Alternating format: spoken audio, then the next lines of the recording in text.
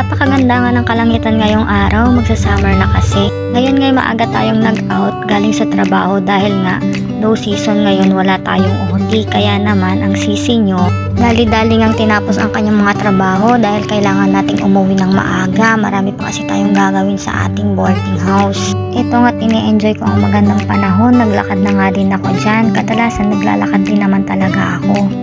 Lalo na nga sa hapon, maganda ang panahon, hindi gaanong mainit at saka syempre exercise na rin sa ating katawan at tipid na rin tayo sa pamasahe. Dito kasi guys, isang sakay mula sa tirahan ko hanggang dito sa trabaho, isang sakay sa jeep. Syempre mga sis, kailangan nating magtipid-tipid. Magtipid-tipid. Oo nga, kung kaya naman natin talagang maglakad at hindi naman din ganun kalayo, di go. Tsaka guys, enjoy din maglakad, 'di ba? Lakad with sound trip. Tapos makakapag-isip-isip ka ng maayos, makapagmuni-muni ka habang naglalakad. Hindi mo namamalayan, nakarating ka na pala sa iyong tirahan. Ito ang buhay ng nangungupahan, tiyagaan lang talaga. Tsaka hindi naman din nakakapagod maglakad. Napakasarap nga sa pakiramdam yung feeling mo sa maghapon, pagod na pagod ka. Tapos ilakad mo lang yan, i-refresh mo lang yung sarili mo. Pasasaan at magiging okay din naman yung pakiramdam natin. Eto nga't habang naglalakad ako, may nadaanan nga akong aso dito, nagre-relax din. Aso nga marunong mag-relax eh. Kaya pa kaya, diba? Syempre, pag may ganitong pagkakataon, lakad-lakad din para din tumibay ang mga buto-buto natin, diba mga guys?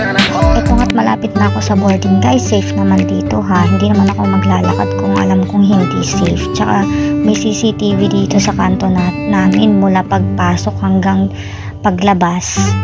May CCTV at saka may mga barangay dito na nakabantay from 6 PM to 11 PM. And then guys, meron nga rin pala dito mga tuhog-tuhog na tinda. Kaya pag nagugutom ka, pwede ka din namang lumabas or else magluto ka pag sinisipag ka. Ito na nga't nakarating na ako sa aking boarding house. Kailangan ko nga pala din mamalengke kasi wala na akong gagamitin panlaba at panligo. Kaya syempre bago tayo lumabas, bihis din naman muna tayo kasi galing tayong trabaho para refreshing. Refreshing.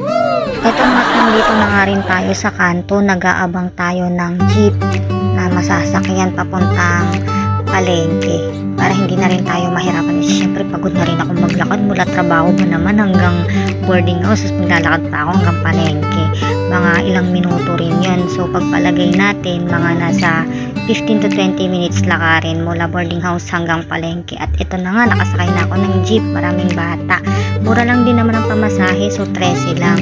Ayan, sa labas ng grocery store, nakabungad na agad yung mga prutas, saging, mangga na bilihin. So, hindi ka na mahihirapan kung sakali man. So, ito na nga, nandito na nga ako sa grocery store. And Pure Gold nga pala yung pinakamalapit na groceryhan dito. Kailangan kong mamili ng mga gamit panlaba at saka pang ligo na rin. At syempre, pang ulam na rin sa umagahan, dilata, konting noodles, ayan, yung mga mabilis lutuin. Kaya ito na nga, nakakart na rin ako para ang dami-dami ko namang bibilhin. Kasi napaka-comfortable din kasi netong gamitin. Hindi na mahirapang magbitbit. Ito na nga, pinabox ko na rin yung mga bilihin ko habang nag-iintay ako ng masasakyan sa labas. Syempre, nauhaw din naman ako, no? Uminom din ako ng Right and Light. So, maganda yan sa katawan kasi cucumber yan. And then, ayan, si kuya, binuhat na nga yung aking mga dalahin. Kasi hindi ko naman talaga mabuhat yun, no? Nag-tricycle na nga rin pala ako dyan para hindi na rin ako magbuhat mula kanto hanggang dun sa boarding house ko. Ayan guys, marami nga din palang prutas dito, mga pakwan, kasi season ng pakwan ngayon, tsaka mangga. Hindi na nga din ako nakabili kasi hindi ko rin naman mauubos yung isang buo, wala silang tingi-tingi. Thank you for watching and don't forget to like and subscribe.